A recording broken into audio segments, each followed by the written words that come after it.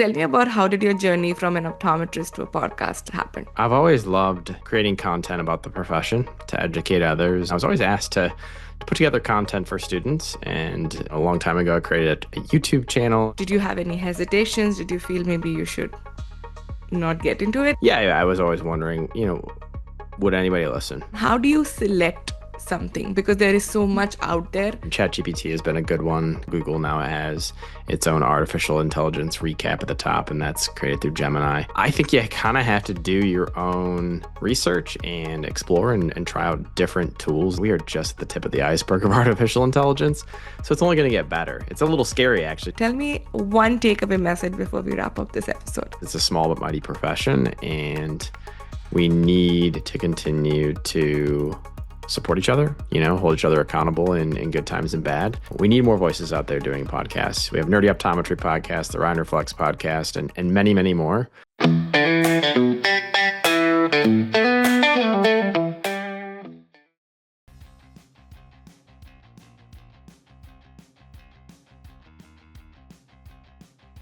Leadership is the capacity to translate vision into reality, a quote by Warren Bennis.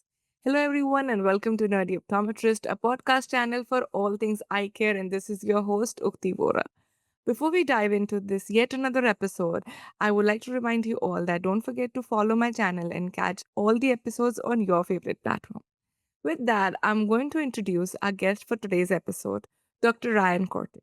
If you are a nerdy optometrist just like me, I'm sure you would have met him, spoken to him, or heard his podcast.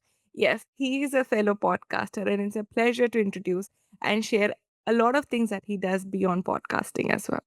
Dr. Ryan Corte is an optometrist, multi location practice owner, speaker, consultant, and as I mentioned, the host of the Ryan Reflects podcast. If you haven't checked it yet, go ahead and hit that button to kind of listen to all his amazing conversations. He is passionate about helping optometrists find purpose, achieve professional fulfillment, and create a thriving practice rooted in strong leadership and culture.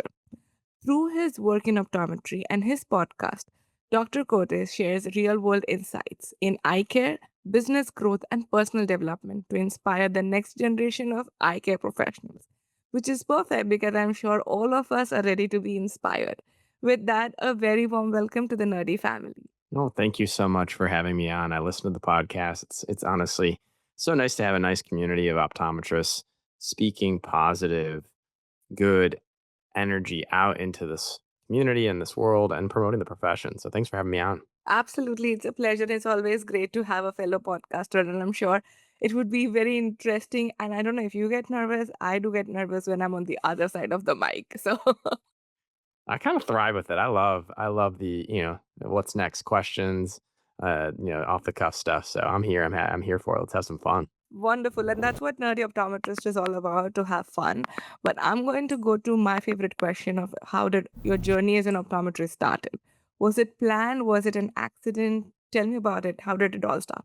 Yeah, my journey to optometry, I didn't know much about the profession outside of going to get glasses when I was in elementary school because I just couldn't see across it was an auditorium. And my parents were like, "You can't see that?" And I'm like, "No." And I was squinting, and that kind of began that journey as just a patient. And so, glasses, and then shortly after contacts, and being asked a lot of questions about eye health as well, but not having any eye health concerns or issues. And then wanting to become somebody who was a part of the medical profession. So, pre med for undergrad, and looking to explore MD, DO, dentistry, and, all the various allied health professions. And optometry popped up as an option. And I'm just extremely grateful that it did, because I didn't really realize it was an independent profession. Mm-hmm. It's more so along the lines of, all eye doctors are the same. And so, just diving into that, learning a lot from one of my mentors, Dr. Mark Collip, who's now the president of ICO. He gave a very great speech at one of the pre-optometry group meetings that we had at my undergrad, Michigan State. And, it was all about having a family life, having the ability to help and serve those, be part of the preventative movement in healthcare. That was really how I got into this profession. I just took it from there. That's wonderful. I'm glad you had such amazing mentors, and I know a mentor can change your life. And I'm glad to have you as part of the eye care industry because you're one of the pioneers trying to bring the change and love to the community. So, you are an successful optometrist, which is already a lot of work. And then you decided to have your own podcast. So, tell me about how did your journey from an optometrist to a podcast happen? Yeah, I've always loved creating content about the profession to educate others. I feel like, back from even when Matt Geller started he started new grad optometry and optometrystudents.com to being involved with the American Optometric Student Association. I was always asked to put together content for students. And, a long time ago, I created a YouTube channel and was doing more consumer focused review content, educational content. Then I kind of pivoted over to eye care professional focused content. So I was just kind of dabbling. Hmm. And the technology has just gotten so much better where we have the ability to, you know, s- connect online, say, hey, is this day and time work? Let's set it up, let's schedule it out, and then hit record. And of course there's back end editing and there's all the, promotion and getting it out there, but I think that the process has become a lot more accessible with all the tools and AI, and so I'm grateful for that because I still have a passion to connect with our colleagues to push this profession forward and honestly to learn a lot along the way by having these candid conversations. Absolutely, and I cannot agree more. These candid conversations teach you so much more that sometimes you might have missed just by not being present always because there's so much content out there. So when you decided to kind of start, creating content, whether it was your YouTube channel for product reviews for customers or your podcast, did you feel that there is a lot of content already out there? Did you have any hesitations? Did you feel maybe you should not get into it? Like, did you have any of those thoughts? Well, utilizing my time strategically and impactfully is important. So, yeah, I was always wondering, would anybody listen?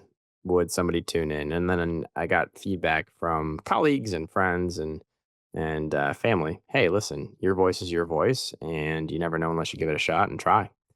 And so even though, we could have 10 optometry podcasters talking about the same topic, but it's going to be shared in a different light, in a different tone, in a different, there's going to be different value adds throughout that conversation. And so that was critical to me, was knowing that, hey, listen, if all else, I could provide my insight, record it, get it out there. And once you kind of hit it out into the internet, it's out there. And that's exciting, right? Because that can not only pay off for those initial listeners, but those that tune in when they find that content 5, 10 years from now. Absolutely. And I'm glad you said about the fact that your voice is your voice and everybody, even though we are creating content, I still feel based on the number of podcasters that are out there, we are still a very small community and we definitely have a lot of scope.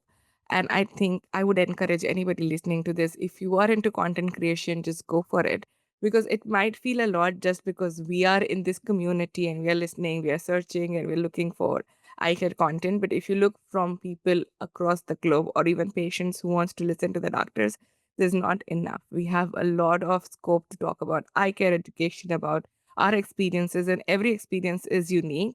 So I definitely encourage, and I'm glad that you joined the podcasting community and you're bringing your voice, your reflect out there because there's so much learning from each other. You would ask the same guest a different question that I never thought about, and that could strike complete different conversation, which is so interesting about this whole podcasting and what we do. So tell me about some of your valuable lessons that you have learned from these guests that you talked to. What were your reflects that you had that were very interesting for you? Yeah, this one kind of gives me goosebumps because I believe that everybody's journey is truly unique and different, and a lot of times what is positioned in, what people put on social media or even at conferences or what you catch them at their best possible moments. But we all go through trials, tribulations, challenges. Nobody's life is just simple and easy. We all can learn from each other and build each other up, and especially in times of adversity and challenges. And so to me, it's been enlightening to know that because I've gone through my own challenges in life, Mhm. personally, professionally, and I believe that it's critical that we take some time together as a profession and share that information, and really work together to drive each other, including our profession, forward. Absolutely. And you're also a practicing optometrist. So tell me, how are you balancing your practice as well as everything else that you do? That's a constant question. Honestly, I do the best I can. I utilize, artificial intelligence to help with, the editing and the post production process and getting it out there. I just hired a virtual assistant to help, with getting a lot of this, I would say, post production stuff done, and helping Mhm. schedule and helping with brainstorming topics. But I'm also utilizing that virtual assistant for internal content development and getting a lot about the practice out to the community, out to other eye care professionals when we're recruiting. So it's all about being strategic with your time and scheduling things and communicating. So I have a wife and two kiddos, and working with my wife to communicate. When do we do these things, and trying to be very intentional with that has been important. That's fantastic. And I think you did talk about, I think, my favorite topic, artificial intelligence, like AI is the talk of the town. And I Mhm. think it's very interesting how you said you're using it for so many things, right, in your editing and podcasting world, but also for communication. And Mhm. AI has been a hot topic even in our industry. And I know that you've been part of a lot of conversations around this topic. So when you are selecting different tools that you said, like you use different AI tools and assistants to make your life easy, are there any advice that you would like to share with the listeners on how do you select something? Because there is so much out there. Say for your practice, specifically for your practice, how do you pick? Yeah, so I mean, ChatGPT has been a good one, kind of, the first mover advantage with just getting to market and actually operating and working well. So I love that. I love how Google now has its own artificial intelligence recap at the top, and that's created through Gemini. I think you kind of have to do your own research and explore and try out different tools that are available for you and your practice, and then evaluate them on a case by case basis. There's no one size fits all solution that's going to make everybody happy, Mm-hmm. but there's absolutely a number of great tools. And this, we are just at the tip of the iceberg of artificial intelligence. So it's only going to get better. It's a little scary, actually, to the degree of how much it's going to help us be much more efficient and effective in how we analyze data, how we communicate, how we do the jobs that we do. But yeah, I would just start with some of the big ones out there, the big players, and see what you like and what you don't like, and then invest in learning how to utilize these tools, because there are a lot of resources already out there on, how to prompt the tools or how to best navigate the tools, and what can you actually get done with these artificial intelligent tools, which is a lot, right? You can get a lot done. Yeah, yeah, absolutely. And I'm glad you said, like, try it yourself is the best way, and how every AI tool and every practice is unique. So you might want to test it out because it's not one fit that will, work for everyone. Everything is unique. But which are your favorite tools? And what do you have to talk about the learning curve? Do you feel it's like too much of time that you have to invest in learning a new tool, or do you feel like now the AI that's available, at least the good ones, were easier to kind of adapt? Yeah, so, ChatGPT is actually pay for the upgraded version, and, I'll upload all sorts of stuff. I'll upload, data that I'll download from practice, KPIs, and analyze those.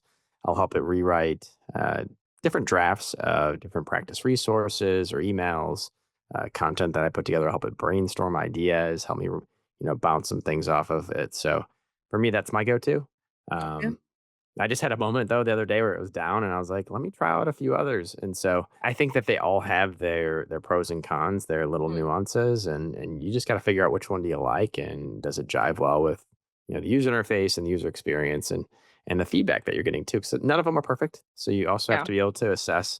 Sometimes I'll put a prompt in, I'm like, this is not what I wanted. And so you gotta be at least smart enough to know, hey, here's information you're being given. Is it, you know, 100% truthful? Is it 100% accurate? No, it's not. And so you got to be able to look through that as well. No, I completely agree. And I really like the fact that you mentioned about like a paid version, especially for these AI tools. That's very critical because sometimes when you are providing, like, you're using a free version, it's good for testing, maybe when you're learning it, but you might be feeding a lot of your personal data, which you don't know how it's been used. So that's why making sure you are using a paid version, even if it is something that you want to use for a couple of months, try it out, maybe then you switch to another one, is Yeah. always a good idea for data privacy, as well as the fact that the prompts are very important in terms of how we utilize it. Otherwise, it might give you the results which you might not really enjoy, and you think Yeah. that it's crappy, but probably you don't know how to utilize it. So definitely invest in some time in learning and getting more comfortable with these tools. But I like the fact that you're using these tools for like patient communication, for patient education to help with your practice growth along with, your podcasting. So there are multiple uses of these AI tools that you already mentioned. But if you have to talk about like, the gaps in an eye care practice where you would like to have or see better AI tools or better technology that can help with efficiency, that can help with growth in an optometry practice, what would that be?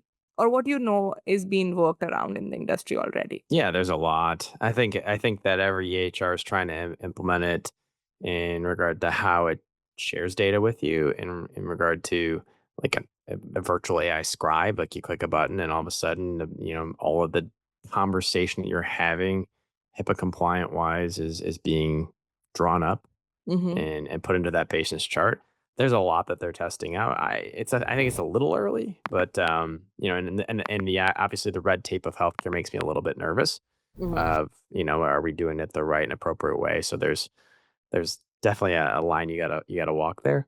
But I believe from check in to check out, there's ways you can utilize it. Intake forms and analyzing insurance and checking somebody to see if they actually are verified with their insurance and submitting claims. A lot of the back end work, could really be driven home. Analysis of data for a lot of the specialized tests that we utilize, so OCT and visual field analysis and analysis of fundus photos, all that stuff, I'm sure will continue to improve so we can be more streamlined and be more intentional with our time and within the practice and make better educated decisions on how we take care of our patients, right? Because it ultimately comes down to patient care and serving that individual that's in your chair. Absolutely. And I could not agree more. And I like the fact that you said like there's so much of AI tools available from check-in to like check-out and everything in between, where we can kind of incorporate some tools to basically make your mandate work a little more automated and where you can Mhm. focus on patient care versus just documentation, which is not fun for, I'm sure, most of us. Mhm. Yeah, absolutely. So you talk about like, leadership, you talk about the future of eye care and inspiring the next generation eye care professional. How do you envision the future of eye exam or eye care would be with all these technologies coming in? What are your thoughts around it? I even just look at where we are right now with the tools that we have in our clinic today, just having the ability to do a what I call digital eye exam to a certain degree, right? So, you're no longer refracting with a lot of the old tools. You have these automated refractors that are fantastic. Those weren't even there, what, 15, 20 years ago, give take. Fundus photography, anterior and posterior segment information and analysis, all that data has continued to improve. So I foresee a world where we are able to capture all the data and be extremely intentional with artificial intelligence and analytics to really drive home patient care. What is it going to look like? Hard to say. I mean, I know virtual and having the ability to do teleoptometry has grown, but and I'm all for it when done appropriately, right? So when you have the data collected appropriately, when the patient gives you their consent to do so, and there's adequate time to answer questions. So I see kind of a hybrid model. I see Hmm. um, streamlined care, all of those things and more. But I really do believe that it's truly unwritten. I think that a lot of the people that are really digging into this stuff, the level and the power that is behind artificial intelligence could take this to a whole new profession, in 5, 10, 15, 20 years. Yeah, I was actually listening to another podcast where they said that, within 5 years, most of our professions will have a very different face and how they practice, or including healthcare. And that's where I was kind of trying to understand, like, what are people's views around this. And the fact is, I could not agree more. The fact that as much as we talk about data, AI, and transforming our lives and making our work life easy and more balanced, it is very important that it is done right in the right format. And I talk about this in all my recent episodes that it's important for us to be at the forefront of it versus on the back seat, because Mhm. we are in a way the people who understands what our patient requirements are as well as what's ethical and what's right when we're developing it. So I am glad that you said that you're all for it, but you're cautious as well, and that's definitely a message for everyone. Please proceed with caution, but Yeah. definitely move in that direction. Well, yeah, the last thing you want to do is become overly reliant on technology and lose sight of the patient, right? Yeah. And just taking care of the individual that's there. That's another human being. And so we need to be, a lot of times we got to be smarter than the machine, right? And I know artificial intelligence is robust, but for an example, if a OCT is done and not all the data is captured, if there's missing spaces, you can't read there and read that OCT and tell a patient they have a disease state that they don't have without assessing, is this even accurate information based off of what was captured, right? So we have to make sure that we're putting in some safeguards. Absolutely. And I like the fact that we talk a lot about artificial intelligence, but let's not discount the human intelligence as well, because that's the core of everything. Because I feel that we're becoming more and more dependent on these technologies, and we're trying to kind of in a way be more dependent versus utilizing it as an assistive tool. I think we need to be a little more cautious and trust our instincts and our knowledge, our experience as well. Couldn't agree more. Perfect. So I think I would like to go and dive more into knowing you as a person. I know we've done like one game section when we met in person, but it's time for another game round in this podcast where we try to know a little more about who you are and what you like. So are you ready for it? Absolutely. Let's do it. So the game is called This or That. It's just very simple. I'll give you two options. Pick the one that you love the most. So are you a dog person or a cat person? Dog person. All right. Phone call or text? What do you prefer? Oh, text message. Yeah. Text. All right. Glasses or contact lenses? Contact lenses. Online shopping or shopping in store? Online. Online. Cake or ice cream? Ice cream. All right. Oceans or mountains? I live in the mountains, but I appreciate visiting the ocean. I'll say ocean. Yeah. Oceans. All right. A movie or reading? Movie. All right. And that's about it. I think you did great. I definitely know next time we catch up, we'll try to go near the ocean and grab an ice cream for sure. So I think that's Ice going to cream and be the ocean. Yeah. that's going to be our goal when we meet next time in person. But it's been a pleasure talking to you, Dr. Ryan. But tell me one takeaway message before we wrap up this episode. Yeah. For those listening in, first and foremost, thank you for having me on the Nerdy Optometry podcast. This is fantastic. You do such a great job. I love tuning in and wanted to just continue to give you praise on that because you've done an excellent job. My takeaway is it's a small but mighty profession, and we need to continue to support each other, hold each other accountable in good times and bad, and raise and elevate the level of care and how we operate as a profession up. And so, we need more voices out there doing podcasts. We have Nerdy Optometry podcast, the Ryan Reflex podcast, and many, many more. We have people that are doing it in short form content on social media, longer form content on social media, in person advocacy, a lot of digital advocacy, but we need to continue to drive this profession forward in a positive fashion and light. And so that is my message is nobody's voice is too small. And the combination of all of our voices together is what drives this profession forward. Absolutely. And I could not agree more. Thank you once again for sharing that insightful takeaway message. I'm sure people listening who might be hesitating if they should kind of bring some content to the industry will be inspired and encouraged. Definitely do check out Ryan Reflex. I'll be dropping the link in the description. Do connect with Dr. Ryan because I'm sure he'll share some very inspiring stories and inspiring information that will help you grow as a person, as a professional. So, with that, thank you once again for your time. Thank you for having me. It was an honor and a pleasure.